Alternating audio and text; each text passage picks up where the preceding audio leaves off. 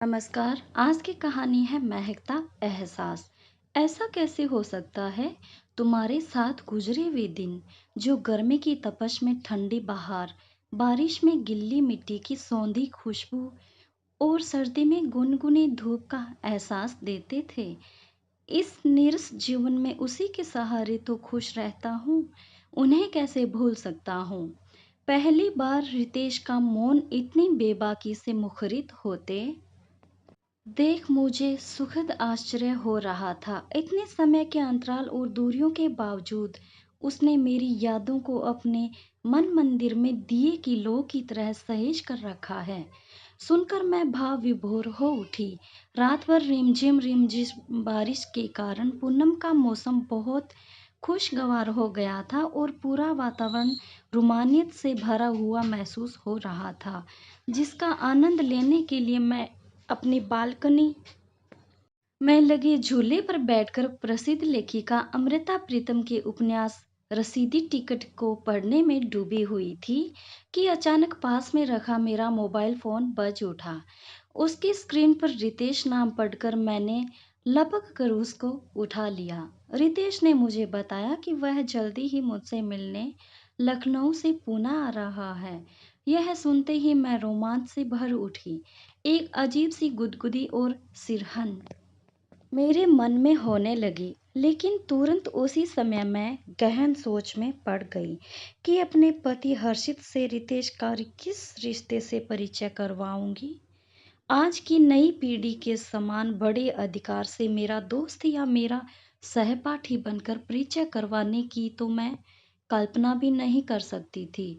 तुरंत कब, क्यों, कैसे और कहाँ प्रश्नों के कटघरे में मैं मुझे खड़ा कर दिया जाएगा। थोड़ी देर आत्ममंथन करने के बाद मैंने मन निर्णय ले लिया और उसके आने के दिन का बेसब्री से इंतजार करने लगी। वह दिन भी आ गया जब रितेश ने मेरे घर के दरवाजे पर दस्तक दी।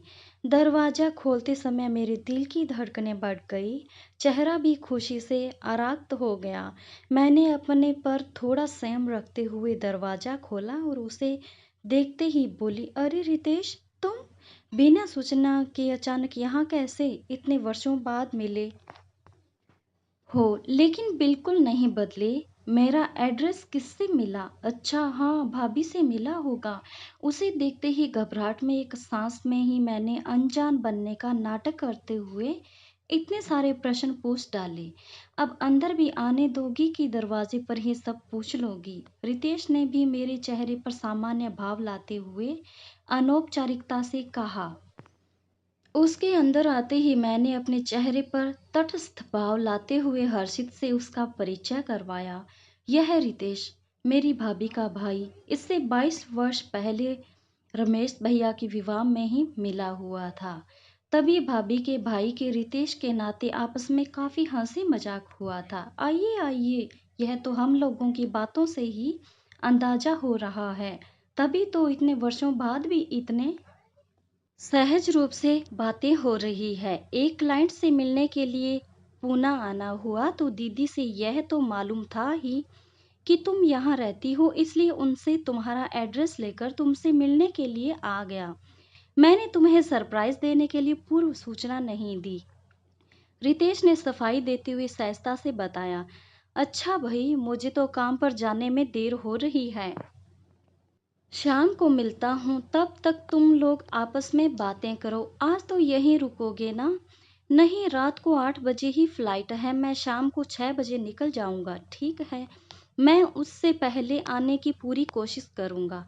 यह कहकर हर्षित चला गया।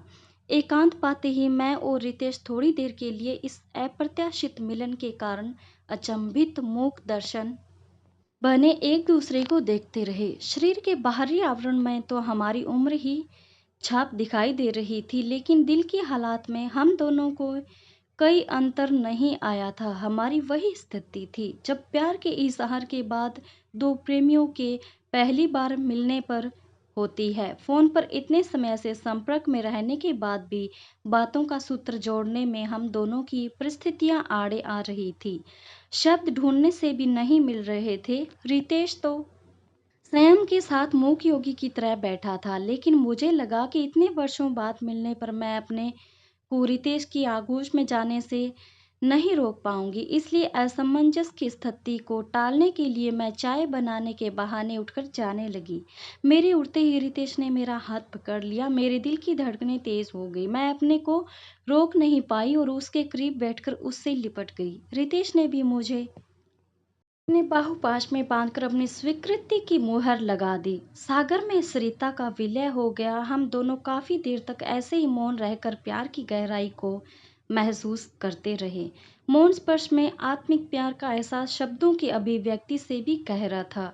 हमने पूरा समय एक साथ बहुत सारी पिछली बातें याद करके साथ एक दूसरे की हर गतिविधियों में रुचि लेकर बताया। शाम को हर्षित के ऑफिस से लौटने से पहले ही रितेश ने एक बार फिर मुझे आगोश में लेकर विदा ली। मैं सोच में पड़ गई। मुझे जीवन के इस पड़ाव में रितेश से मिलाने की शायद ईश्वर की ही योजना थी। कहते हैं ना, अगर किसी चीज को दिल से चाहो तो सारी कायनात उसे तुमसे मिलाने की कोशिश में लग जाती है। जब हमारा समाज मानता है कि विवाह के लिए जोड़े भगवान के घर से ही बनकर उतरते हैं, तो फिर यह क्यों अमान्य है कि प्रेमी युगल भी वहीं से बनकर उतरते हैं। यह प्रेम की अनुभूति भी ईश्वर की ही देन है। राधा ने भी तो कृष्ण से प्रेम किया था। उनको तो हमारा सारा हिंदू समाज पूजता है। पुरुष और स्त्री के रिश्तों के बीच सीमाओं का निर्माणक भी हमारा रचयिता न होकर हमारा समाज ही है। फिर सारी वर्जना स्त्रियों के लिए ही क्यों?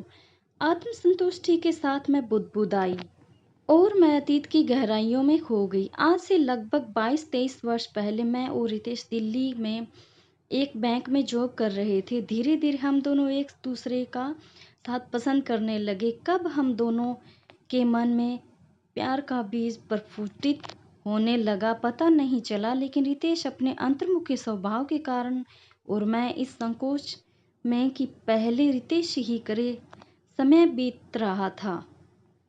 खामोशी जुबान से भी अधिक मुखरित होती है। मौन रहकर भी एक दूसरे के हाव भाव से यह तो स्पष्ट हो ही गया था कि हम दोनों ही आगे का जीवन एक साथ बिताना चाहते थे। लेकिन इससे पहले कि हम अपनी भावनाओं को शब्दों का जामा पहनाते, अचानक रितेश अपने पिता की हृदयाघात की खबर सुनकर अपने घर लखनऊ चला गया। जीवन भी कैसे कैसे रंग दिखाता है। कभी कभी जब हम खुशी की चरम सीमा पर होते हैं, तभी उसी के समांतर हमें ऐसा आघात लगता है कि हम हिल जाते हैं और हमारा जीवन के पर्दे पर मंजर बदल जाता है। मेरे साथ भी यही हुआ। उस समय पत्र ही एकमात्र संपर्क का साधन था, लेकिन यह सोचकर कि पता नहीं वहाँ वह किस स्थिति में होगा और पत्र किसी के हाथ ना लग जाए, मेरी हिम्मत ही नहीं हुई उसको पत्र लिखने की। और उसका भी कोई पत्र नहीं आया। वह अध्याय वहीं समाप्त हो गया। काश उस समय भी मोबाइल की सुविधा होती। मैंने एक आह भरी। मेरा विवाह तो होना ही था। उसके बिना उस जमाने में लड़कियों के जीवन यापन की कल्पना भी नहीं की जा सकती थी। जब हर्षित मुझे देखने आया तो मैं कीमत सूट और गले में मोटी सोने की चैन में सजा उसका व्यक्तित्व उसके धनाढ्य होने की गवाही तो दे रहे थे, लेकिन मेरी चाहत के फ्रेम में जो एक बुद्धिजीवी पुरुष था, उसके व्यक्तित्व से वह बिल्कुल मेल नहीं खा रहा था। लेकिन उस समय लड़की को अपनी पसंद नापसंद बताने का अधिकार ही कहाँ दिया जाता था। अभिभावक का ही अधिकार होता था और नापसंद करने का कोई कारण भी तो नहीं था, क्योंकि हर्षित में वो सभी गुण थे जो माता पिता अपने दामाद में चाहते हैं। सुदर्शन पढ़ा लिखा और पिता के फलते फूलते व्यवसाय का एकमात्र वारिस। लड़का लड़की में मानसिक अनुरूपता है या नहीं, इससे अभिभावकों को कोई मतलब नहीं होता था। वे नहीं जानते थे कि इसके बिना विवाह मात्र समझौता बनकर रह जाता है। उस समय की परिस्थिति के अनुसार मैं अपने भाग्य से समझौता करने के अतिरिक्त कर भी क्या सकती थी। मेरा विवाह हो गया और सप्तपदी के समय रितेश की यादों को हवन कुंड की भेंट करके मैंने नए सिरे से जीना प्रारंभ कर दिया। विवाह तय होते समय ही मुझे कह दिया गया था कि ससुराल में पैसे की कमी नहीं है, इसलिए मैं नौकरी नहीं कर सकती। उनकी नज़र में नौकरी करने का एकमात्र उद्देश्य पैसा कमाना ही था। मेरी पढ़ाई, मेरी काबिलियत उनकी नज़र में कोई अहमियत नहीं थी। मेरे मायके और ससुराल दोनों परिवारों की जीवन शैली में दिन रात का अंतर था, इसलिए विवाह होते ही मेरी सास और विवाहित ननंद ने मुझे आलोचनाओं के कटघरे में खड़ा कर दिया। मेरी एक एक गतिविधि पर कैदी के समान प्रतिक्रिया होती थी और मौका मिलते ही ताने की बौछार शुरू हो जाती थी। हर्षित यह सब मूक दर्शन बना देखता रहता था। जब कभी मैं उससे कुछ कहना चाहती तो वह उनका पक्ष तो नहीं लेता था, लेकिन सांत्वना के दो शब्द भी मेरे लिए उसकी डिक्शनरी में नहीं होते थे। उसका मानना था कि यह सब तो बहू को ससुराल में झेलना ही पड़ता है। वैसे भौतिक सुखों की तो मुझे कोई कमी नहीं थी। एक पत्नी को अपने पति से आर्थिक सुरक्षा के साथ सामाजिक और भावनात्मक सुरक्षा की भी अपेक्षा होती है। यह तो उसने कभी सोचा ही नहीं और भौतिक सुख देने के बदले वह मेरे पूरे अस्तित्व पर ही अपना अधिकार समझता था। जैसे मैं हाड़ मांस की नहीं बनी, बल्कि एक बेजान कठपुतली हूँ जिसको जैसे चाहो नचा लो। सब सुख होते हुए भी मेरा मन अतृप्त ही रहता था। इसलिए विवाह के बाद भी रितेश के साथ बिताए पलों की यादों ने मेरा कभी पीछा नहीं छोड़ा। समय अपनी गति से बीत रहा था। जब मेरा इकलौता बेटा कानपुर आईआईटी में पढ़ने चला गया तो मुझे खालीपन ने घेर लिया। तब मैंने मन ही मन ठान लिया कि अभी तक सबकी जिम्मेदारी पूरी करने में समर्पित अपने अभिशप्त नीरस जीवन के खालीपन को सरस बनाने के लिए कोई विकल्प अवश्य ढूंढूंगी। मेरा अपना भी तो कोई अस्तित्व है। विवाह के पहले मैं क्या थी और अब मैं क्या हूँ, कितना अंतर आ गया है मेरी जीवन शैली में। अब मैं पुनः अपने मूल्यों के अनुसार जीऊंगी। जब आज की युवा पीढ़ी महिलाएं अपने आत्मनिर्णय के अधिकार के लिए विद्रोह कर रही है तो मैं क्यों नहीं कर सकती। मेरा मन चीत्कार कर उठा। मैंने किताबें पढ़ने के अपने बचपन के शौक को पुनर्जीवित करने की ठान ली। विवाह के बाद घर के वातावरण के कारण मुझे इसके बारे में सोचने का ख्याल ही नहीं आया। उन प्रसिद्ध लेखकों की रचनाओं को मैंने फिर से पढ़ना प्रारंभ किया जिनको स्त्रियों के अधिकारों के पक्ष में लिखे जाने के कारण उनके काल में सामाजिक आलोचनाओं का सामना करना पड़ा था। लेकिन उसका असर देर सवेर समाज की सोच में और कानून के बनाने में दिखाई देने के साथ मेरी सोच पर भी गहरा असर पड़ा। उन्हीं दिनों जब संपर्क करने के लिए मोबाइल की सुविधा आरंभ हुई तो मैंने अपनी पुरानी बैंक सहकर्मियों से, जो अभी तक पत्र द्वारा मेरे संपर्क में थी, मोबाइल से बातें करके उनके द्वारा अन्य बहुत सारे पुराने मित्रों से जुड़ गई। उनकी बातों में रितेश के साथ बिताई सुनहरे पलों की यादें भी शामिल होती थी, जिनका जिक्र मैं उनसे पत्रों में नहीं कर पाती थी। अचानक मेरे मन में रितेश से बात करने की भी इच्छा जागृत हुई और धीरे धीरे मैंने किसी न किसी तरह रितेश का मोबाइल नंबर भी प्राप्त कर ही लिया। बदलते ज़माने में कुछ भी तो असंभव नहीं था।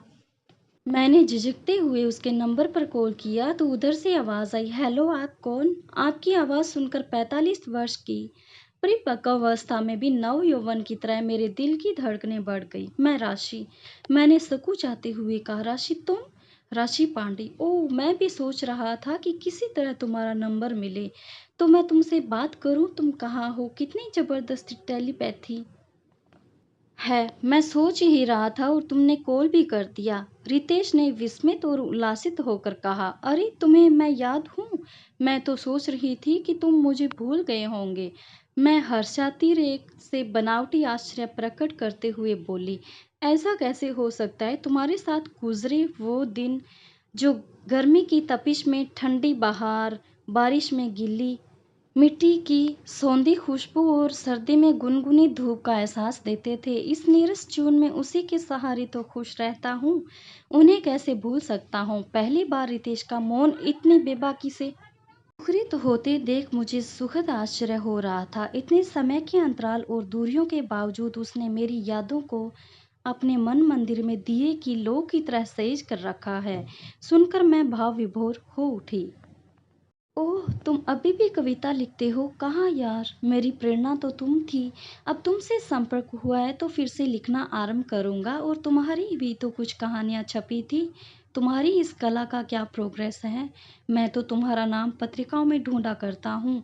उसकी इस बात से मुझे भाव विभोर कर दिया और अपने आप पर गर्व के एहसास ने मेरे तन-मन को सराबोर कर दिया। अभी तक तो मैंने जो कुछ भी किसी के लिए किया, उसे मेरा कर्तव्य समझकर कभी किसी ने मेरी सराहना ही नहीं की। छोड़ो, विवाह के बाद परिवार की ज़िम्मेदारी सँभालने में इसके बारे में कभी सोचा ही नहीं। मैंने टालने के अंदाज़ में बोला, किसी भी काम को करने के लिए उम्र की सीमा नहीं होती और अब तो बच्चे बड़े हो गए होंगे। वह साधिकार अपनी बात पर अड़ा रहा। मेरी सास 2 वर्ष पहले ही गुजर गई। एक बेटा है, कानपुर आईआईटी में प्रथम वर्ष में पढ़ रहा है और मेरे पति, बस तो अब तो समय ही समय है। मेरी बात पूरी होने से पहले ही रितेश उत्साहित होकर बोला, हाँ, अब तुम कर रहे हो तो इसके बारे में भी सोचूंगी। मैंने उसे आश्वस्त करने के लिए बोला, मेरी भी एक बेटी है जो 5 महीने पहले ही विवाह के बाद अमेरिका जाकर बस गई है। घर में मैं और मेरी पत्नी हैं। पापा के हार्ट अटैक की खबर मिलते ही जब लखनऊ आया तो पता चला कि वह इस दुनिया से जा चुके थे। उस समय तो मेरे सामने अंधेरा ही अंधेरा था। अचानक 2 छोटी बहनों का विवाह और माँ की जिम्मेदारी मेरे कंधे पर आ गई। इसलिए अपने पापा का व्यवसाय संभालने के अतिरिक्त मेरे पास कोई चारा नहीं था। उस समय अपने लिए तो कुछ सोच भी नहीं सकता था। अपनी ज़िम्मेदारियों से थोड़ी मुक्ति मिली तो मैंने तुमसे संपर्क करने की कोशिश की। तब तक तुम किसी और की हो चुकी थी। मेरा विवाह करने का मन न होने के बावजूद मुझे माँ की खुशी के साथ समझौता करना पड़ा, लेकिन तुमको कभी भूल नहीं पाया। उसने सफाई देते हुए कहा। मैं बहुत ध्यान से उसकी बात सुन रही थी। बच्चों की माननी पड़ रही है, यह कहकर वह हंसने लगा। मैं थोड़ी देर के लिए सोच में पड़ गई तो रितेश बोला, क्या सोच रही हो? इस जमाने के अनुसार आज हम बात कर रहे हैं, यह क्या कम है? बिना बताए रितेश मेरी मनोस्थिति समझ गया। अच्छा, बाद में बात करते हैं। मैंने सामने से हर्षित को आते देखा तो यह कहकर फोन काट दिया। किससे बात कर रही थी? हर्षित ने हमेशा की तरह पूछा। अपनी एक सहेली से, मैंने लापरवाही से उत्तर दिया। मैंने रितेश से बात करके कुछ भी तो अनैतिक नहीं किया। तुम्हें मेरे लिए फुर्सत ही कहाँ है? मुझे भी तो कोई चाहिए जो मुझे समझे। मुझे अपने लिए भी तो जीने का अधिकार है। मैं क्यों अपराध भावना से ग्रसित हूँ? फिर अपराध भावना जैसी मानसिक बीमारी बिना कोई अपराध किए अधिकतर महिलाओं को ही क्यों घेरे रहती है? पुरुष तो बड़े से बड़ा अपराध करके भी बस बीमारी को अपने आसपास भी भटकने नहीं देता। मैं आत्मसंतुष्टि के लिए बुदबुदाई। मैं रितेश से फोन पर संपर्क में रहने के बाद से अपने मैं बहुत बदलाव महसूस करने लगी थी। हर समय बुझा-बुझा सा खालीपन लिए मेरा मन उसकी बातें याद करके रोमांच और उमंग से भरा रहने लगा। उसकी प्रेरणा से मैंने पहला प्यार शीर्षक से अपने अनुभव पर एक कहानी लिखकर किसी पत्रिका में भेजी। मेरी परिस्थितियों को ध्यान में रखने के साथ रितेश ने संजीदगीपूर्ण और सम्मानपूर्ण भाषा में मैं बहुत प्रभावित होती थी और आत्मविश्वास और सुरक्षा की भावना सुदृढ़ होने के साथ मुझे रिश्ते में स्थायित्व का आभास होने लगा। तभी हर्षित के ऑफिस से लौटने पर डोरबेल की आवाज़ से मेरे अतीत की गहराइयों में डुबकी लगाने पर विराम लग गया। रितेश चला गया लेकिन हमेशा मेरे साथ अपने होने का महकता एहसास छोड़ गया, जिसके कारण हमारे बीच की भौगोलिक दूरी बेमानी हो गई थी। मैं अपने अनुभव के आधार पर सोच में पड़ गई कि आखिर प्यार विवाह के सामाजिक मोहर के बिना अधूरा या असफल क्यों माना जाता है? साथ होने का एहसास ही काफ़ी है। इसकी सफलता और पूर्णता की प्राप्ति के लिए शायर गुलजार ने भी तो अपने गीत मुकों में प्यार को परिभाषित करते हुए यही कहा है, सिर्फ एहसास। रूह से महसूस करो, प्यार को प्यार ही रहने दो, कोई नाम ना दो। अगर आपको मेरी कहानियाँ पसंद आए तो प्लीज़ मेरे चैनल को ज़रूर सब्सक्राइब कीजिएगा। धन्यवाद।